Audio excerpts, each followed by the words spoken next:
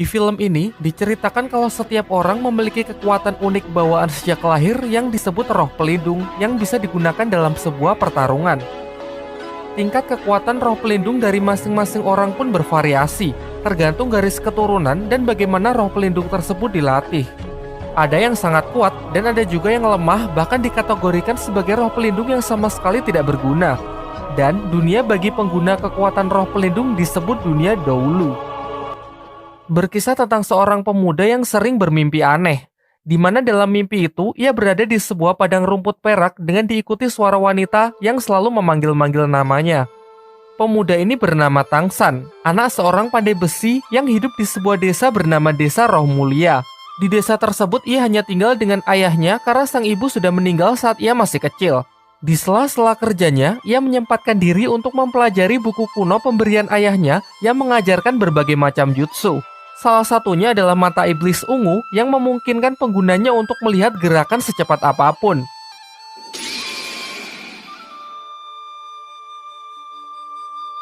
Diceritakan suatu ketika dalam perjalanan pulang, Tangsan bertemu dengan siluman laba-laba yang hendak memangsanya.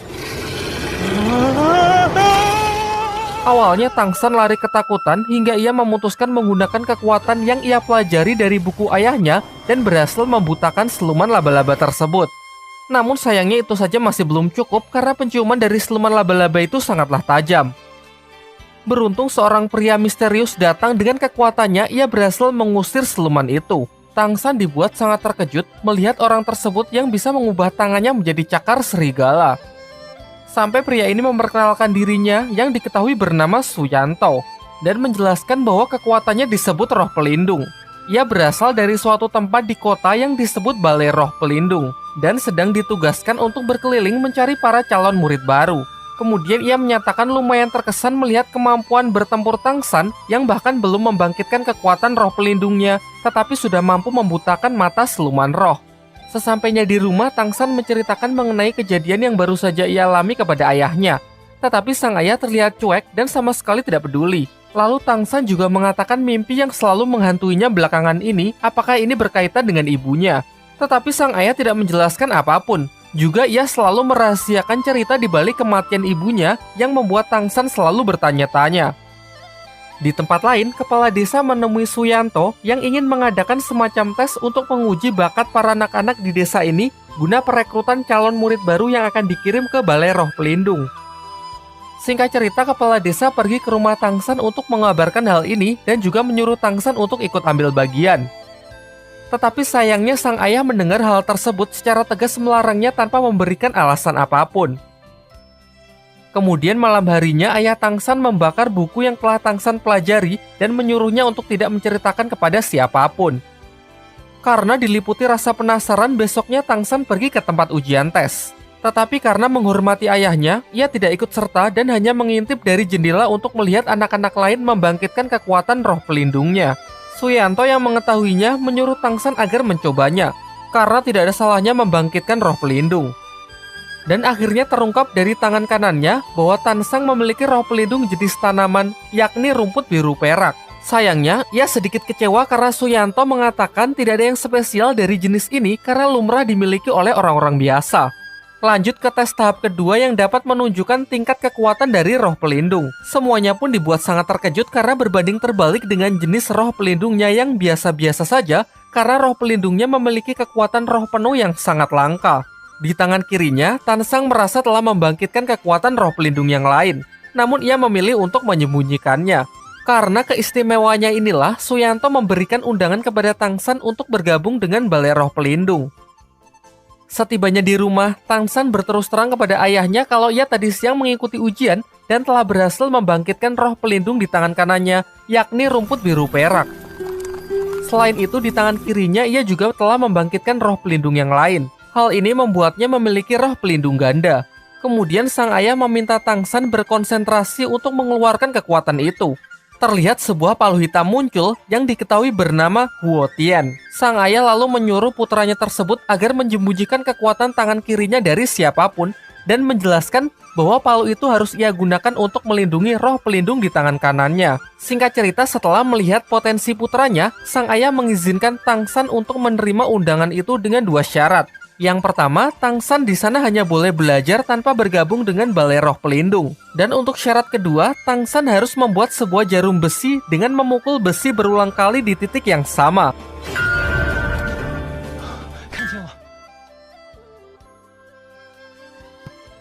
Singkat cerita, dengan kerja kerasnya menempa besi itu berhari-hari, Tangsan berhasil membuat jarum besi tersebut. Dan akhirnya dengan ditemani kepala desa, ia pun berangkat memenuhi undangan tersebut ke kota Naoding. Sebelum berangkat, sang ayah juga menjanjikan kalau Tangsan berhasil menjadi seorang master roh terkuat, ia akan menceritakan mengenai ibunya. Singkat cerita, sampailah ia di Akademi Balai Roh Pelindung. Di depan pintu, ia bertemu dengan Master Xiao, seorang petugas di tempat tersebut. Tangsan lalu menunjukkan kekuatan roh pelindungnya, yaitu rumput biru perak, namun Master Xiao terlihat kurang tertarik. Di sana ia juga bertemu dengan siswa lain yang diketahui anak wali kota di kota tersebut, dan asistennya yang juga menjadi siswa di akademi ini. Sempat terjadi pertikaian di antara mereka karena anak wali kota ini benar-benar sombong. Tangsan lalu menceritakan kalau ia menerima undangan dari Suyanto karena memiliki kekuatan roh penuh yang sangat spesial. Mendengar hal itu, Master Xiao mengejarnya dan mulai menunjukkan ketertarikannya dengan Tangsan. Ia kemudian menyuruh Tangsan untuk menunjukkan tangan kirinya karena berdasarkan penelitiannya ia berteori kalau pemilik jenis roh pelindung rumput biru perak memiliki roh pelindung ganda. Tetapi Tangsan langsung menyangkalnya dengan mengatakan kalau ia hanya memiliki satu jenis roh pelindung. Kemudian Master Xiao berbaik hati mengantar Tangsan menuju asramanya. Di perjalanan, ia menceritakan bahwa diharuskan bagi siswa baru untuk membunuh kelinci demi melatih keberanian membunuh. Karena untuk menjadi seorang master roh nantinya akan membunuh roh siluman demi mendapatkan cincin roh yang berguna meningkatkan kekuatannya. Tetapi Tangsan yang tidak setuju dengan hal itu pergi untuk membebaskan kelinci-kelinci itu. Menurutnya membunuh tanpa alasan yang jelas adalah bentuk penyiksaan. Kekuatan sejati bukan untuk membunuh, melainkan untuk melindungi. Ia menentang anak wali kota yang membuat hubungan mereka semakin memanas. Terlihat dari kejauhan, seorang gadis bernama Xiaowu juga merupakan siswa baru, mengamati mereka dan cukup terkesan dengan sikap baik hati Tangsan. Setibanya di asrama, Tangsan bertemu dengan siswa baru yang bernama Waseng yang memiliki kekuatan roh pelindung harimau. Ia mengklaim kalau dirinya adalah yang terkuat sehingga ia sangat layak menjadi ketua asrama. Tak lama setelah itu, Xiaowu datang dan mengatakan bahwa ia juga akan tinggal di asrama tersebut dan akan tidur di sebelah Tangsan. Namun selaku ketua asrama, Waseng menolak hal itu.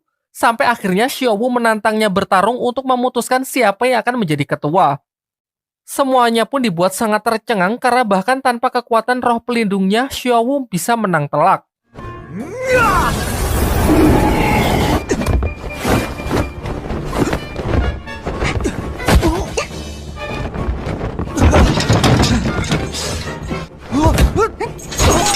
Menyaksikan hal itu, seisi asrama pun mengakuinya sebagai ketua yang baru.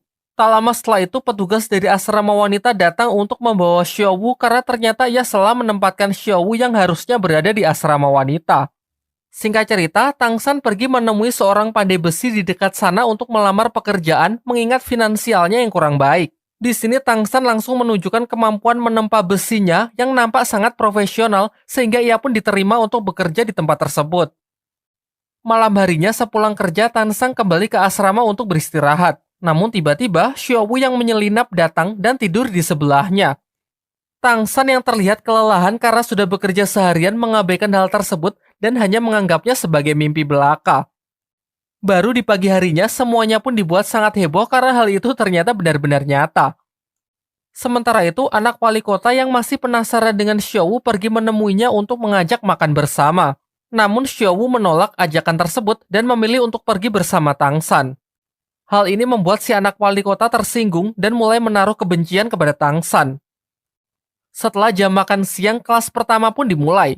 Anak wali kota yang angkuh menantang Tangsan untuk sparring sekaligus melampiaskan amarahnya sebelumnya.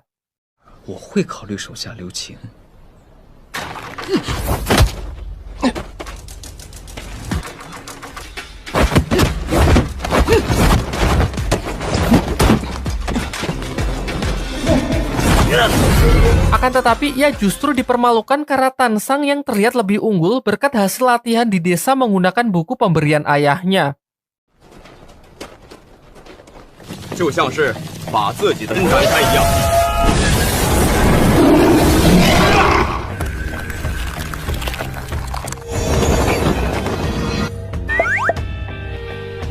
Di pelajaran selanjutnya, anak Pak Wali Kota yang tak bisa menerima kekalahan kembali menyerang Tangsan. Namun hasilnya pun tetap sama saja. Kali ini Xiaowu juga membantu untuk memberi pelajaran anak sombong tersebut. Sang guru lantas memisahkan mereka dan menghukum Tangsan dan juga Xiaowu untuk menyapu halaman di depan. Dan lagi-lagi bersama asistennya anak wali kota berbuat usil mengerjai mereka dengan memasang jebakan petasan. Sayangnya anak si wali kota harus menelan kekalahannya untuk sekian kali karena dengan mata ungu milik Tangsan ia dapat melihat jebakan itu dan membalikan situasi yang diharapkan.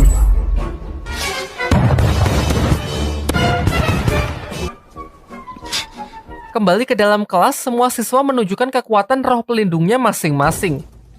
Tangsan juga memperlihatkan roh pelindungnya yang berupa rumput biru perak yang kemudian meminta sang guru untuk melatihnya agar bisa digunakan dalam pertempuran. Namun sang guru malah mengatakan kalau roh pelindung rumput adalah roh pelindung terlemah yang sama sekali tidak berguna dalam pertempuran. Lantas ia pun menyarankan Tangsan untuk menjadi master teori saja untuk menjadi seorang guru. Merasa tak puas dengan jawaban itu, Tangsan pergi menemui Master Xiao untuk meminta pendapatnya. Dan benar saja, Master Xiao memiliki pandangan berbeda dengan mengatakan tidak ada roh pelindung yang tidak berguna, yang ada hanya penggunanya saja yang tidak bisa memaksimalkan kekuatan roh pelindungnya. Ia kemudian menyarankan Tangsan agar berkonsentrasi untuk mengamati karakteristik dari roh pelindungnya.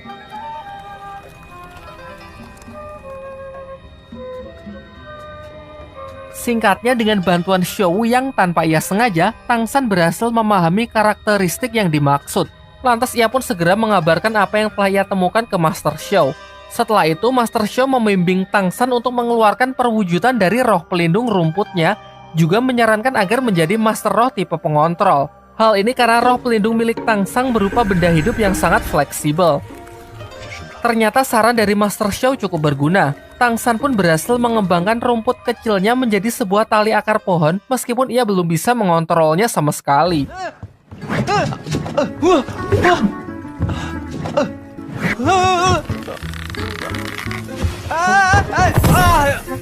Keesokan harinya, Tangsan dan Xiaowu pergi ke akademi untuk menghadiri acara pemilihan perkumpulan ketua Master Roh Akademi. Di perjalanan, perhatian mereka dialihkan dengan arak-arakan heboh yang diketahui rombongan yang mengawal sang wali kota. Xiaowu sangat geram melihat kelakuan rombongan tersebut yang sangat barbar merusak apapun yang mereka lewati. Bukankah sebagai seorang pemimpin harus mencerminkan sikap baik dan peduli terhadap rakyatnya? Namun di sini yang terlihat sangatlah berbeda. Singkat cerita, mereka pun sampai di akademi. Namun sayangnya mereka tidak tahu kalau acara tersebut dimajukan dan sudah selesai dengan menjadikan anak Pak Wali Kota sebagai ketua perkumpulan Master Roh di akademi. Tangsan yang melihat pergerakan mencurigakan lantas mengikutinya dan berhasil menyelinap. Di sanalah tempat si anak wali kota yang sedang menyerap kekuatan cincin roh dari seekor siluman roh yang telah ditangkapkan untuknya. Memang di dunia dahulu, diharuskan bagi setiap master roh untuk mendapatkan cincin roh guna menaikkan levelnya. Cincin roh sendiri didapat dari hasil membunuh seekor siluman roh. Meskipun anak wali kota itu bisa dikatakan curang karena ia tidak berburu siluman roh sendiri.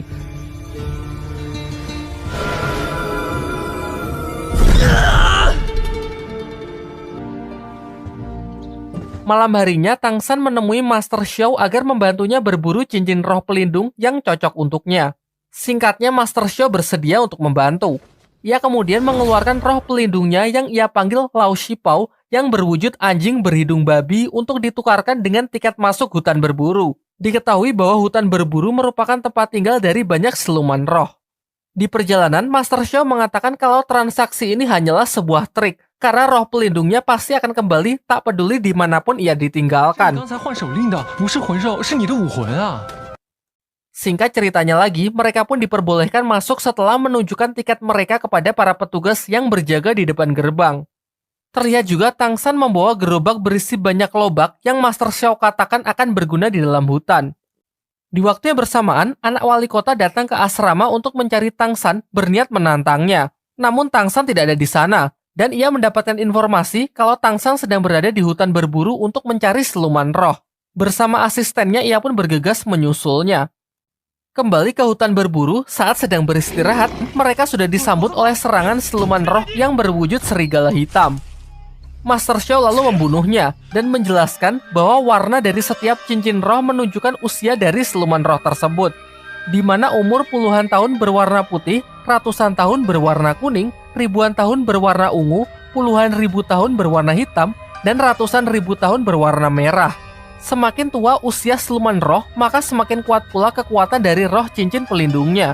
Namun ada batasan tertentu seseorang bisa menyerap kekuatan dari cincin roh. Maksudnya, jika seseorang menyerap cincin roh di luar batas kemampuan tubuhnya, maka tubuhnya akan hancur. Sementara itu, anak wali kota beserta rombongannya juga sudah sampai di hutan berburu menggunakan tanda bangsawannya yang membuat ia bisa masuk keluar sesuka hatinya. Kembali ke hutan berburu, saat sedang beristirahat, mereka dikejutkan dengan kemunculan Xiaowu yang sedari awal bersembunyi di gerobak Tang San. Di tengah obrolan mereka, serigala hitam yang sebelumnya dikalahkan kembali datang dengan jumlah yang cukup banyak untuk menyerang mereka. Xiaowu pun kemudian mengajak Tang San lari dan sengaja berpisah dengan Master Xiao karena ia curiga kalau Master Xiao hanya memanfaatkan Tang San sebagai bahan penelitiannya tentang teori cincin roh. Sementara itu, anak wali kota beserta rombongannya juga sudah sampai di hutan berburu. Di sana ia pun berhasil menemukan Tang San dan Xiaowu yang sudah terpisah dari Master Xiao. Si anak wali kota yang sangat membenci Tang San karena selalu mempermalukannya di depan umum, mengancam akan membunuhnya. Namun ia memberinya pilihan. Jika Tang San menyerahkan Xiaowu dan bersedia menjadi bawahannya, maka ia akan memaafkannya dan melupakan semua yang telah terjadi.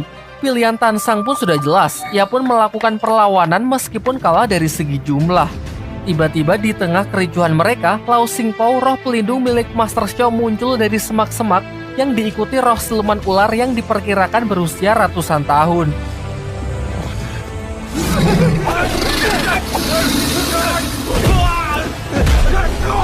Ternyata ini semua adalah rencana dari Master Xiao yang sudah menyadari kedatangan anak wali kota. Sengaja memancing siluman roh ular untuk keluar mengalihkan perhatian mereka. Karena merasa takut, anak wali kota pun bersama pasukannya terpaksa mundur dari amukan roh siluman ular tersebut.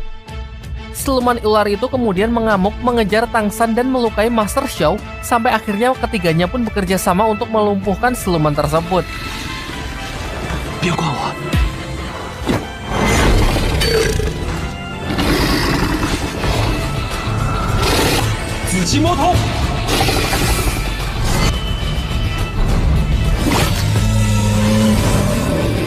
Master Xiao lalu menyuruh Tang San untuk menyerap cincin roh dari sang siluman ular tersebut. Karena berdasarkan teorinya, tubuh Tang San cukup mampu untuk menampung kekuatan siluman roh berumur 400 tahun. Namun Xiaowu melarangnya, karena terbukti sudah tujuan Master Xiao yang sebenarnya hanya ingin menguji kebenaran dari teorinya. Terjadilah dilema singkat di dalam diri Tang San. Xiaowu yang melarang khawatir kalau teori tersebut salah, maka tubuh Tang San akan langsung hancur. Sementara di sisi lain, pasukan anak Pak Wali Kota akan segera datang untuk melanjutkan niatnya menghabisi mereka. Dan benar saja, tak lama setelah itu rombongan anak wali kota sudah datang menyusul mereka. Hingga akhirnya Tang San memutuskan percaya kepada Master Xiao untuk menyerap cincin roh tersebut dan menerima seluruh resikonya. Akhirnya, Tang San memutuskan percaya kepada Master Xiao untuk menyerap cincin roh tersebut dan menerima seluruh resikonya. Sementara itu, rombongan anak wali kota sudah datang menyusul untuk menghabisi mereka. Keadaan pun semakin memburuk karena efek samping dari penyerapan tersebut sangatlah menyakitkan, sehingga Tang San tidak memungkinkan untuk bertarung. Beruntung Master Xiao masih mempunyai sisa tenaga untuk mengeluarkan senjata rahasianya yang berupa gas beracun dari roh pelindungnya, sehingga memberikan kesempatan bagi Tang San dan Xiaowu untuk melarikan diri. Dibawalah Master Xiao ke akademi oleh anak wali kota sebagai sandera yang diancam akan dibunuh jika Tang San tak juga muncul. Sedangkan Tang San sendiri masih bersama Xiaowu di hutan berburu untuk menyempurnakan penyerapan cincin roh silumannya.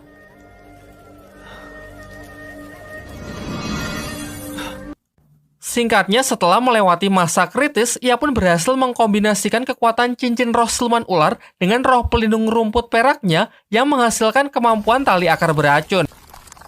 Sementara tanpa sepengetahuan dari Tang San, Xiaowu juga berhasil mendapatkan cincin roh silumannya dari segerombolan serigala hitam yang berhasil ia jinakkan.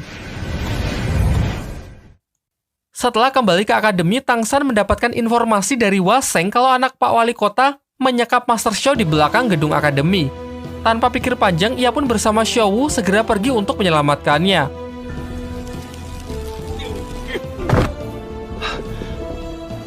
Ketika mereka telah berhasil bertemu dengan Master Xiao atas arahan dari Waseng, tiba-tiba saja sebuah perangkap yang berlapis listrik bertegangan tinggi jatuh dan mengurung Xiao Wu.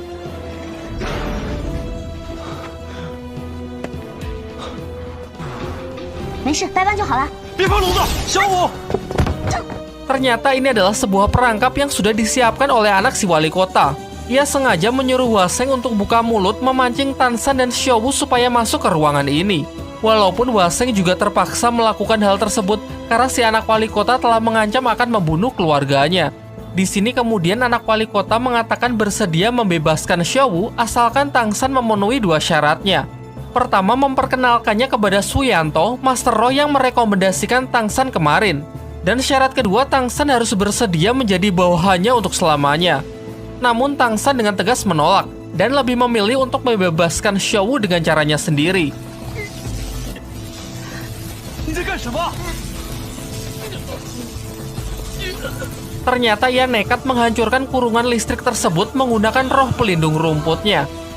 Meskipun dikatakan mustahil, nyatanya ia berhasil membukanya.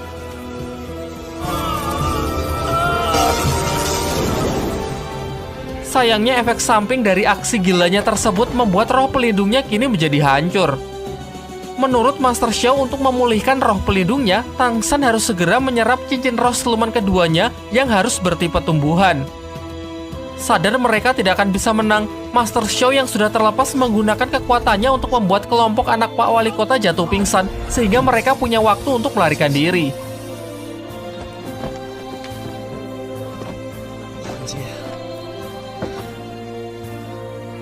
Tak lama setelah itu, efek gas tersebut perlahan mulai hilang. Dan Waseng lah yang pertama kali tersadar. Dirinya yang telah dibutakan dengan dendam dan kebencian menggunakan kesempatan ini untuk membunuh anak wali kota demi memastikan keluarganya akan tetap aman. Saat bala bantuan sudah datang, tidak ada satupun saksi mata yang melihat pembunuh dari anak wali kota. Asistennya yang baru tersadar menduga kuat kalau Tang San lah pelakunya. Sementara itu, Tang San, Xiao Wu, dan Master Xiao pergi ke desanya Tang San untuk mencari tempat yang aman. Di sana mereka bertemu dengan ayahnya Tang San yang ternyata diam-diam selalu mengikuti mereka sehingga ia tahu kronologi yang sebenarnya. Lantas ia segera menyuruh Xiao Wu dan putranya tersebut untuk segera melarikan diri karena ia tahu bahwa pemerintah tidak akan mengampuni mereka. Tang San dan Xiao Wu kemudian bertemu dengan kepala desa. Sang kepala desa memberitahukan kalau mereka kini sedang diburu oleh pihak pemerintah karena dituduh telah membunuh anak wali kota. Tang San yang merasa tak bersalah memutuskan untuk menyerahkan dirinya agar masalah ini cepat selesai. Namun utusan dari wali kota mengatakan kalau nyawa 2 orang saja belum cukup untuk membayar kematian dari si anak wali kota. Lantas ia ingin membunuh seluruh keluarga Tang San beserta penduduk desa ini. Dari sini terungkap juga identitas ayah Tang San yang sebenarnya, orang yang sangat berpengaruh di dunia dahulu. Namun karena suatu alasan ia memilih untuk mengasingkan diri dan memutuskan membesarkan putranya di desa terpencil ini. Sementara itu, ayah Tang San yang tahu kalau roh pelindung putranya sudah hancur, membuka sebuah segel di bawah rumah yang di sana tersimpan siluman roh bertipe tumbuhan peninggalan dari ibu Tang San. Kemudian ia mempercayakan masalah ini kepada Master Xiao, sedangkan dirinya sendiri akan pergi ke kota untuk menyelesaikan akar dari permasalahan. Selepas itu, Master Xiao segera kembali untuk membangkitkan roh siluman rotan yang tadi sudah dibuka segelnya oleh ayah Tang San. Ia berencana memanfaatkan amukan dari siluman tersebut untuk mengalihkan perhatian dari pasukan utusan wali kota.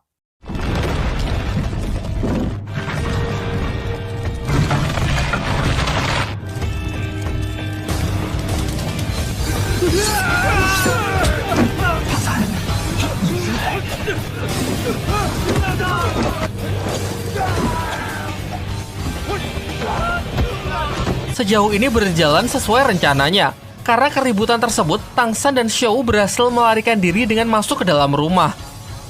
Master Xiao lalu menjelaskan bahwa siluman roh ini berumur 600 tahun. Sangat cocok menjadi cincin roh kedua Tang San, juga demi menghidupkan kembali roh pelindung rumput perak yang sebelumnya telah hancur. Di luar dugaan, utusan wali kota memiliki roh pelindung listrik yang sangat kuat. Ia mampu bertahan dari serangan-serangan roh siluman tanaman tersebut.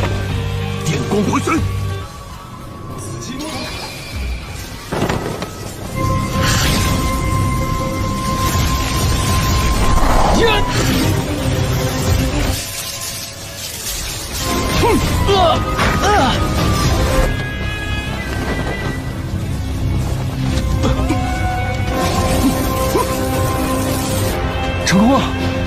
Singkat cerita, berkat bantuan dari Xiao Wu dan amukan dari siluman roh, Tang San pun berhasil mengalahkan utusan wali kota tersebut. Setelah pertarungan itu, roh siluman pun melemah. Kesempatan inilah yang dimanfaatkan Tang San untuk menebangnya demi mendapatkan cincin keduanya.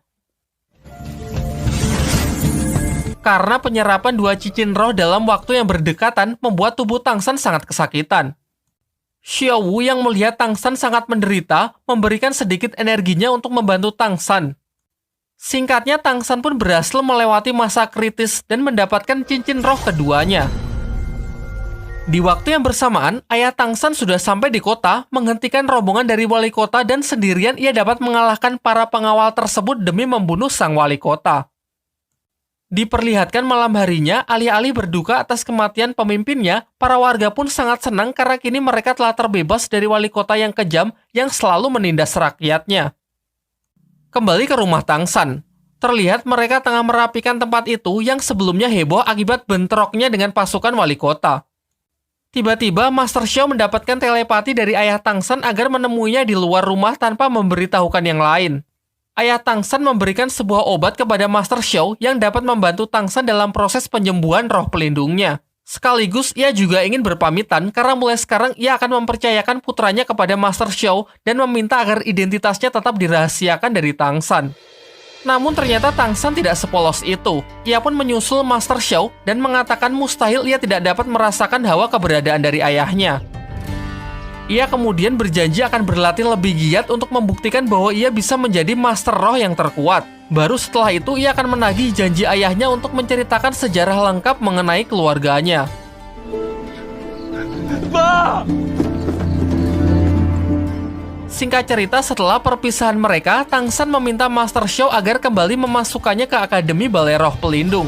Namun Master Xiao ragu kalau mereka akan diterima kembali setelah semua yang terjadi. Ia pun menyarankan Tang San untuk masuk ke akademi lain yang bernama Akademi Sri Lanka. Meskipun tempat itu berisi orang-orang aneh dan berdiri independen tanpa terikat dengan organisasi apapun. Menurutnya itu akan menjadi tempat yang cocok untuk Tang San. Lalu karena bimbingan Master Xiao selama ini yang baginya sangat berguna, Tang San pun memberikan penghormatannya yang sekaligus menjadi simbol ikatan guru dan murid di antara mereka. Di tengah heningnya malam, Xiao Wu menghampiri Tang San yang terlihat merenung di depan api unggun. Singkatnya, mereka pun sepakat mengikat persaudaraan adik dan kakak dan berkomitmen akan menjaga satu sama lain mengingat kini mereka merasa sudah tidak punya siapa-siapa lagi. Besoknya, Master Xiao mengantar mereka ke tempat pendaftaran Akademi Sri Lanka. Ia menyuruh Tang San dan Xiao Wu masuk sedangkan ia sendiri akan menunggunya di luar.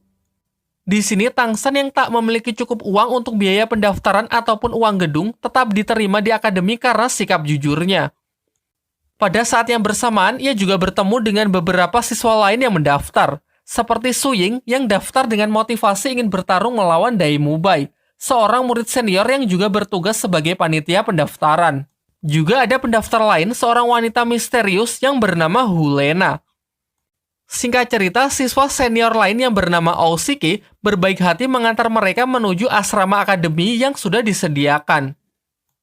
Malam harinya, secara mengejutkan, seorang pria misterius datang membuat onar menyerang asrama para calon siswa baru akademi. Ia mengaku memiliki dendam pribadi dengan Akademi Sri Lanka dan berniat menghancurkan akademi tersebut beserta seluruh siswa-siswanya. Pria ini pun tidak main-main. Dengan kejamnya, ia membunuh Ousiki, siswa senior yang tadi siang mengantar Tang San ke asrama.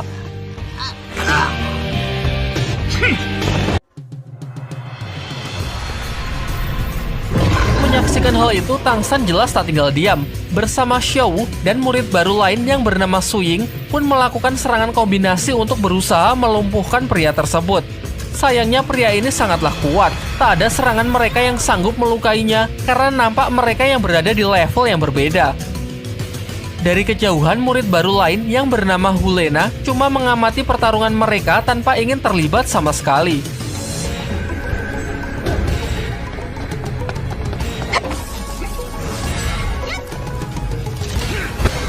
Keadaan pun kian memburuk karena pihak Tang San yang sudah mengerahkan seluruh tenaganya tak sedikit pun mampu memberikan serangan yang berarti. Sampai akhirnya ketika Tang San melihat pria tersebut menyakiti Xiaowu, seketika emosinya pun bangkit dan mulai mencoba sesuatu yang baru, yaitu dengan menggabungkan teknik rohnya dengan kekuatan yang pernah ia pelajari dari buku ayahnya.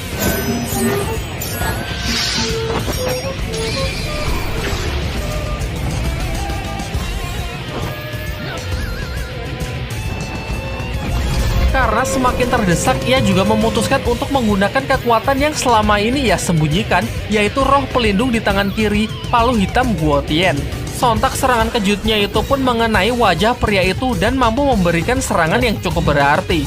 Pria tersebut pun juga tak menahan diri lagi, dengan menunjukkan kekuatannya yang sebenarnya memiliki 7 cincin roh. Namun di puncak pertarungan tiba-tiba ia malah menghentikan pertarungan tersebut. Dan ternyata baru terungkap bahwa pria tersebut adalah seorang master roh yang memang ditugaskan untuk menguji para calon siswa baru demi mengetahui kemampuan dan kelayakan mereka masing-masing. Dai Mubai, siswa senior yang menghampiri mereka, memberikan tanggapan yang kurang baik kepada Tang San. Karena dalam pertarungan tersebut ia menggunakan teknik yang menurutnya sangat aneh. Akan tetapi sang penguji berpendapat lain. Ia pun memberikan penilaian positifnya untuk para calon siswa baru yang sudah berusaha keras dengan mengatakan bahwa mereka layak menjadi seorang master roh di masa depan. Terlebih lagi justru Tang San lah yang banyak memberikan ia kejutan. Terlihat Dai Mubai ini memang sedikit angkuh, merasa paling kuat karena telah memiliki 3 cincin roh. Singkat cerita, mereka pun dinyatakan lulus dan resmi menjadi siswa di Akademi Sri Lanka, termasuk Lena yang padahal sama sekali tidak terlibat dalam pertarungan tersebut. Keesokan harinya, semua murid dibawa ke sebuah desa kecil yang dikatakan sebagai tempat belajar mengajar di Akademi Sri Lanka. Mereka tidak memiliki gedung layaknya Akademi Balai Roh Pelindung karena telah menyatakan sebagai lembaga independen yang berakibat buruk pada finansialnya. Di sini si kepala akademi curiga dengan Lena yang memiliki aura berbeda dari anak lainnya. Ia pun lantas mengajaknya ke sebuah ruangan untuk bicara 4 mata. Dan benar saja, ternyata Hulena adalah orang dari Balai Roh Pelindung. Ia datang bersama Suyanto sebagai pengawalnya yang telah dilumpuhkan terlebih dahulu oleh si kepala Akademi Sri Lanka. Namun Lena menyangkal kalau ia berada di bawah perintah tempat asalnya, karena ia datang ke akademi ini atas kemauannya sendiri. Hulena tahu kalau Akademi Sri Lanka telah memutuskan hubungan kerjasama dengan Balai Roh Pelindung. Hal ini berdampak buruk pada ekonomi mereka karena tak mendapatkan bantuan dari pihak manapun. Ia lantas mengiming-imingi si kepala akademi dengan sejumlah uang dan berjanji akan membantu memperbaiki perekonomian Sri Lanka. Singkat cerita, si kepala akademi pun setuju dan mengizinkan Lena untuk tetap tinggal menjadi siswa di sini dengan syarat Suyanto tidak boleh lagi mengikutinya. Di sisi lain, secara tak sengaja Tang San melihat Suyanto yang berjalan keluar. Karena rasa penasarannya, ia pun memutuskan mencari informasi ke kota. Setibanya di kota, ia kembali bertemu dengan Master Xiao. Master Xiao mengatakan bahwa ia juga melihat Suyanto dan Hulena yang merupakan orang dari Balai Roh Pelindung masuk ke Akademi Sri Lanka. Ia lalu memperingatkan Tang San agar lebih waspada karena kemungkinan mereka diutus untuk menangkapnya. Ia menjelaskan meskipun wali kota telah mati, namun itu tak menghapuskan nama Tang San dari daftar buronan yang diduga terlibat dalam insiden tersebut. Singkatnya, karena merasa khawatir, Master Xiao pun memutuskan untuk masuk menjadi bagian dari Akademi Sri Lanka agar bisa terus memantau Tang San. Ia kemudian pergi ke akademi untuk melobi si kepala akademi. Diperlihatkan, kepala akademi cukup terkejut melihat kedatangan dari Master Xiao karena terungkap bahwa ternyata mereka adalah teman lama yang sudah bertahun-tahun tidak bertemu. Master Xiao lalu mengatakan motivasi kedatangannya yaitu untuk menyelidiki lebih lanjut mengenai tujuan orang dari Balai Roh Pelindung yang datang ke akademi ini. Sekaligus untuk mengawasi Tang San sesuai mandat dari ayahnya. Sang kepala akademi pun menyambut baik kedatangannya untuk bergabung dan menyarankannya untuk menjadi guru sebagai pengajar bagian teori. Singkatnya, ia pun memperkenalkan Master Xiao sebagai guru baru yang akan mengajar tentang teori roh kepada para siswa. Di penginapan, Dai Mubai bersikap sinis kepada Tang San karena menganggapnya sebagai penganut ajaran sesat setelah melihatnya menggunakan teknik aneh dalam ujian kemarin. Selain itu, Dai Mubai juga meragukan kredibilitas dari Master Xiao yang menjadi guru baru. Menurutnya, praktek dan latihan bertarung jauh lebih penting daripada hanya sekedar belajar teori. Malam harinya, secara tak sengaja, Master Xiao mendengar pembicaraan kepala akademi dengan seorang warga lokal. Dari sini pun terungkap bahwa ternyata setiap uang yang dikumpulkan Akademi Sri Lanka digunakan untuk membantu perekonomian warga desa. Hal inilah yang membuat Akademi Sri Lanka sangatlah miskin. Singkat cerita, beberapa hari pun telah berlalu. Terlihat Master Xiao sangat bersemangat mengajarkan seluruh teori-teori mengenai dunia roh kepada para siswa. Meskipun Dai Mubai nampak sama sekali tidak tertarik karena sejak awal ia sudah menganggap teori tidak akan berguna dalam pertempuran. Untuk membangkitkan kembali semangat dari para siswa, kepala akademi pun menjelaskan kalau di desa sebelah banyak laporan yang mengatakan sering terjadi hal aneh. Lantas ia pun memberikan para siswa tersebut sebuah misi untuk datang ke desa itu dan menyelesaikan semua permasalahan di sana. Hal ini juga bertujuan sebagai ujian untuk mengetes sudah sejauh mana kemampuan mereka, baik kemampuan individu maupun kerjasama.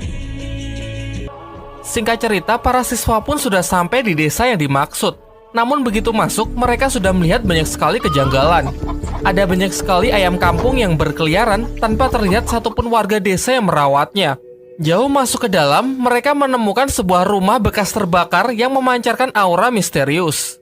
Lantas untuk menjawab semua rasa penasaran, mereka pun sepakat untuk menanyakan hal ini kepada sang kepala desa. Pada awalnya si kepala desa mengatakan kalau sama sekali tak ada yang aneh dengan desanya. Mengenai rumah yang bekas terbakar tersebut hanyalah sebuah insiden kebakaran biasa. Singkat cerita, berkat ketelitian Tang San, si kepala desa pun mulai bicara kalau memang ada kejanggalan. Yaitu saat kebakaran berlangsung, ia melihat ada sosok misterius berasap yang jelas bukan wujud dari manusia. Namun tak ada satupun warga yang mengetahui mengenai keberadaan makhluk tersebut. Hanya ada seorang anak yang selamat, tetapi ia bersikap sangat aneh setelah insiden tersebut. Anak itu bernama Mang Ho Jun. Namun sayangnya di sini si kepala desa nampak tak ingin membicarakan hal itu lebih jauh dan cenderung terlihat merahasiakan sesuatu. Menyadari hal itu, Tang San pun tak lagi mendesaknya dan berhenti bertanya agar si kepala desa merasa lebih tenang. Sementara Dai Mubai di sini cukup dibuat kesal oleh Tang San yang terlihat lebih profesional menanggapi situasi. Sedangkan ia sebagai siswa senior justru merasa terlihat amatir di depan anak-anak lain. Akan tetapi, meskipun di depan mengiyakan setiap perkataan si kepala desa, di belakang Tang San menyarankan semuanya agar mencari petunjuk sendiri di sekeliling desa. Hal ini karena jika mereka terus mendesak si kepala desa untuk bicara, bisa-bisa mereka malah diusir sebelum menyelesaikan apapun. Di antara mereka, Hulena lah yang menemukan anak tersebut di sebuah rumah bersama siluman asap yang dibicarakan kepala desa sebelumnya. Namun anak itu terlihat mengalami trauma berat dan malah lari ketakutan menjauhi Lena. Sementara Tang Shan dan Xiao datang terlambat, sedikit kesal karena Hulena membiarkan anak itu pergi begitu saja. Malam harinya, Tang San pergi ke tempat kepala desa untuk kembali mencoba mengorek informasi. Sayangnya si kepala desa mengatakan kalau ia sama sekali tak tahu keberadaan dari Mang Ho Jun. Dari sini kecurigaan Tang San pun semakin kuat kalau si kepala desa memang sengaja menyembunyikan sesuatu. Ia kemudian berbicara kepada Dai Mubai mengenai si anak Mang Ho Jun dan siluman asap yang tadi siang dilihat oleh Lena. Selain itu, di desa ini banyak sekali hal yang menurutnya sangat aneh. Salah satunya bagaimana bisa ada begitu banyak ayam namun sama sekali tak ada kotoran di tanah. Ditambah lagi semenjak mereka menginjakan kaki di desa ini, para ayam-ayam itu seakan mengawasi gerak-gerik mereka. Dan benar saja, sesuai dugaan Tang San, ternyata si kepala desa memang menyembunyikan Mang Ho Jun di tempatnya dan rutin memberinya semacam obat. Dari kejauhan, Hulena diam-diam mengawasi si kepala desa yang dari belakangnya diikuti siluman asap yang ia lihat tadi siang. Ia pun lantas mengikuti makhluk itu sampai akhirnya makhluk itu menghilang di depan sebuah pintu. Di sisi lain, Suying bertemu dengan Dai Mubai dan memperkenalkan dirinya sekaligus memberitahukan alasan mengapa ia ingin bertarung dan mengalahkan Dai Mubai. Akhirnya terungkap bahwa Suying sebenarnya adalah calon istri dari Dai Mubai yang menjadi korban perjodohan orang tua mereka. Meskipun perjodohan itu sudah lama sekali yang membuat Dai Mubai sendiri juga sudah lupa. Tujuan Suying mengalahkannya adalah agar ia bisa membatalkan perjodohan tersebut. Terungkap sebenarnya Dai Mubai pun juga tak menginginkan perjodohan tersebut. Tiba-tiba Tang San dan Xiao yang sedang menguping dikagetkan dengan kedatangan Hulena dari belakang. Xiao kemudian menceritakan semua yang telah ia dengar mengenai hubungan rumit antara Suying dan Dai Mubai. Hulena yang sejak awal tertarik dengan Dai Mubai menjadi semakin penasaran. Ia pun kemudian mendekatinya dan mengatakan mengenai rumah yang ia temukan sebelumnya dan bersedia mengantarkan Dai Mumbai ke sana asalkan Dai Mumbai mau menceritakan mengenai perjodohannya. Singkat cerita, mereka berdua pun berangkat diikuti oleh Tang San dan Xiao yang dari tadi sudah menguping pembicaraan mereka. Ternyata di balik pintu itu terdapat sebuah dimensi lain yang menyerupai desa ini. Sepertinya tempat ini memang sengaja diciptakan oleh si siluman asap. Namun belum jauh berjalan, mereka langsung diserang oleh si siluman asap. Di luar dugaan, siluman itu sangatlah kuat. Bahkan Lena dan Dai Mumbai pun sama sekali tak punya kesempatan untuk mengalahkannya.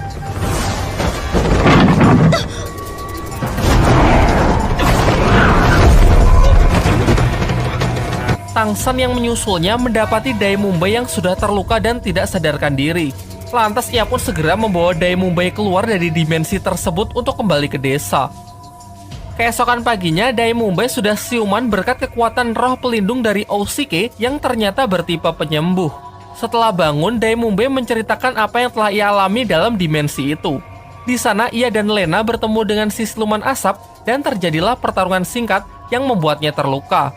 Setelah itu, mereka melanjutkan pencarian Mang Houjun yang diduga kuat disembunyikan di rumah si kepala desa. Dan benar saja, kecurigaan mereka pun terbukti saat diperiksa di belakang rumah mereka berhasil menemukan Mang Houjun yang nampak sedang dikurung di sana. Ketika Tang San mencoba memperkenalkan diri bahwa mereka bukanlah orang jahat dan sengaja datang untuk membantu mengusir siluman jahat, namun Mang Houjun langsung berkata tegas kalau makhluk itu adalah ayahnya. Seorang master roh yang gagal bermutasi sehingga dimakan oleh roh pelindungnya sendiri membuatnya berubah menjadi siluman. Singkat cerita, berkat bujukan dari Tang San, Mang Houjun pun perlahan mulai tenang dan bersedia untuk bekerja sama dengan mereka. Ia pun kemudian menceritakan mengenai peristiwa kebakaran tersebut dan si kepala desa yang selama ini menyuruhnya untuk tetap bersembunyi. Sampai diajaklah Mang Houjun ke ruangan dimensi untuk mencari siluman asap yang dikatakan sebagai ayahnya. Di waktu yang bersamaan, si kepala desa yang sudah menyadari pergerakan Tang San dan kawan-kawan memberikan obat tidur kepada Ousike yang ditugaskan tetap tinggal di desa dengan tujuan mengawasi gerak-geriknya. Sementara itu, kelompok Tang San akhirnya berhasil bertemu dengan si siluman asap dan mencoba mengajaknya bicara. Namun Dai Mumbai yang tak sepaham dengan Tang San malah langsung menyerang makhluk tersebut sehingga pertarungan pun kembali terjadi.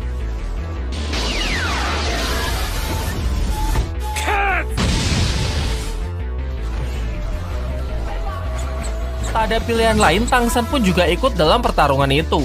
Tetapi ia justru membantu siluman asap tersebut untuk menghindari seluruh serangan dari Su Ying dan Dai Mumbai. Di sini Tang San menyadari sesuatu, bahwa sebenarnya makhluk itu sama sekali tak berniat melukai siapapun. Pertarungan terjadi karena pihak Tang San lah yang menyerangnya terlebih dahulu. Sayangnya keributan itu dimanfaatkan oleh si kepala desa untuk menarik Mang Houjun menjauh. Ia kemudian meyakinkan Mang Houjun supaya tidak mempercayai orang-orang dari Sri Lanka itu karena mereka itu adalah orang-orang jahat. Ia kemudian pergi ke sebuah rumah yang ternyata di dimensi ini rumah yang seharusnya terbakar masih utuh. Namun rumah tersebut memiliki semacam penghalang yang diciptakan si siluman asap di mana penghalang tersebut dapat membakar siapapun yang melewatinya. Lantas kepala desa pun menyuruh Mang Houjun lah yang masuk terlebih dahulu untuk membukakan jalan bagi dirinya. Karena ia percaya bahwa si siluman asap itu tidak akan menyakiti Mang Houjun. Dari belakang ternyata Wu Lena mengikutinya dan berhasil membuat si kepala desa jatuh pingsan sebelum ia dapat menyusul Mang Houjun. Singkat cerita, bersama Xiao, Lena pun masuk ke rumah tersebut untuk menyusul Mang Houjun demi memecahkan teka-teki yang selama ini belum terungkap. Ternyata di dalam rumah itu tersimpan roh pelindung legendaris yaitu Phoenix Api, peninggalan leluhur desa yang sengaja diwariskan secara turun-temurun dan pada generasi ini Mang Houjun lah yang terpilih menjadi pewarisnya. Singkat cerita, Mang Houjun pun berhasil menyerap kekuatan dari roh pelindung Phoenix Api. Namun sayangnya karena pengaruh ucapan dari si kepala desa sebelumnya yang mengatakan orang-orang dari Sri Lanka berniat jahat, dengan brutal ia pun menyerang mereka.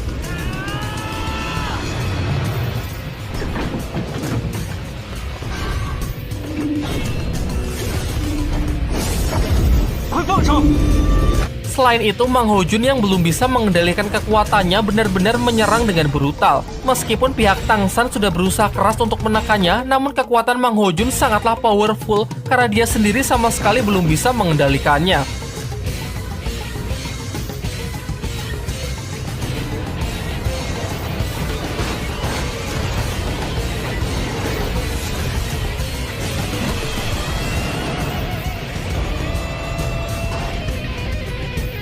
Beruntung di tengah pertarungan itu, si siluman api yang terungkap adalah ayah Mang Hojun merasuki tubuh putranya tersebut demi membantunya mengontrol kekuatan Phoenix Api. Ia juga berusaha meyakinkannya bahwa sebenarnya kepala desa lah yang jahat karena obat yang selalu diberikan kepada putranya itu adalah ramuan yang mempercepat mutasi roh pelindung. Dikatakan jika mutasi berhasil, kekuatan roh pelindung orang tersebut akan menjadi berkali-kali lipat. Namun bukannya tanpa resiko. Karena jika orang yang meminumnya tak cukup kuat, maka tak hanya mutasinya gagal, tetapi orang tersebut akan dimakan oleh roh pelindungnya sendiri dan berubah menjadi siluman roh untuk selama-lamanya. Hal inilah yang terjadi kepada ayah Mang Hojun. Berkat bantuan dari ayahnya, sejenak Mang Hojun pun bisa lebih tenang. Namun emosinya yang masih belum stabil membuatnya mengamuk sekali lagi.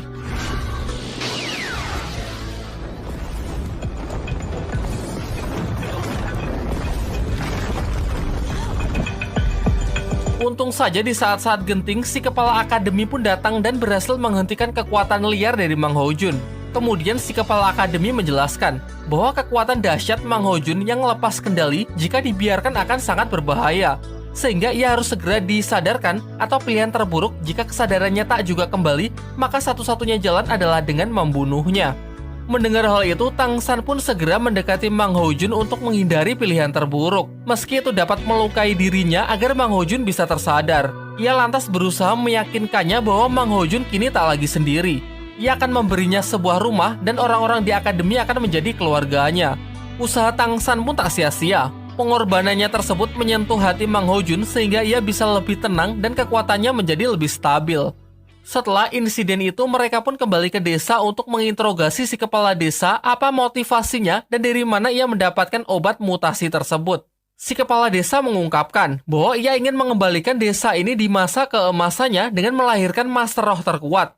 Tujuannya tersebut didukung oleh orang yang bernama Bule dengan memberikan obat mutasi yang rutin ia berikan kepada Mang Hojun. Ia juga mengatakan kalau ia menemui Bule di kota, tepatnya sebuah tempat bernama Arena Pertandingan Roh.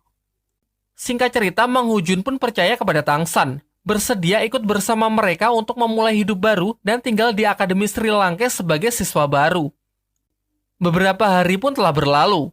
Suatu pagi, akademi mereka didatangi oleh seorang wanita yang berasal dari klan Cahaya Kibau, merupakan salah satu klan terkuat di dunia dahulu. Diketahui wanita tersebut bernama Ning Rongrong.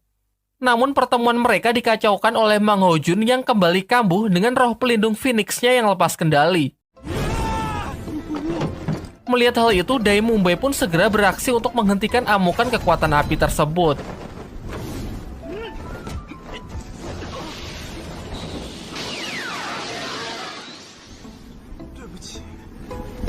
Tak lama setelah itu, Pak Kepala Akademi datang untuk menemui Ning Rongrong. Ning Rongrong lalu memperkenalkan diri dan memberikan surat dari ayahnya yang berisi permohonan agar putrinya bisa diterima sebagai siswa di Akademi Sri Lanka. Catatan, jika ia diterima, maka seluruh hutangnya di klan Cahaya akan dianggap lunas. Tanpa pikir panjang, ia pun langsung menerimanya di Sri Lanka dan meminta Aosike untuk menemani latihan pertamanya, yaitu lari mengelilingi desa sebanyak 20 kali. Namun baru dapat satu putaran, Rongrong pun sudah kelelahan dan menyuruh Aosike untuk melanjutkannya sendiri. Sementara ia akan melepas penat dengan jalan-jalan di kota. Di malam harinya, Pak Kepala Akademi mengumpulkan semua siswa untuk memberikan pelajaran pertama kepada Rongrong. Ia lalu menegurnya bahwa hari pertama saja Rongrong sudah berani membangkang dari tugas lari yang ia berikan. Nampaknya Rongrong ini adalah gadis yang sangat dimanjakan selama tinggal bersama klannya. Si kepala akademi pun kemudian bertindak tegas kepada Rongrong agar ia menunjukkan kelayakannya menjadi murid di akademi ini. Karena semua siswa di sini memiliki kemampuan. Ia mengancam jika Rongrong tak juga bisa didisiplinkan, maka segera kemasi saja barang-barangnya lalu tinggalkan Akademi Sri Lanka. Setelah keributan itu, Dai Mumbai pergi ke arena pertarungan roh di kota yang kemudian diikuti oleh anak-anak lain. Berbeda dari siswa-siswa lain yang tak ingin mencampuri masalah Ning Rongrong, Oishike datang menemui si kepala akademi untuk melobinya agar tidak mengusir gadis tersebut. Jelas kepeduliannya ini menunjukkan kalau diam-diam ternyata Oishike memiliki perasaan kepada Ning Rongrong. Pak Kepala Akademi lalu mengatakan bahwa ia hanya ingin memberi pelajaran gadis manja itu dan sama sekali tak berniat untuk mengusirnya. Oishike yang telah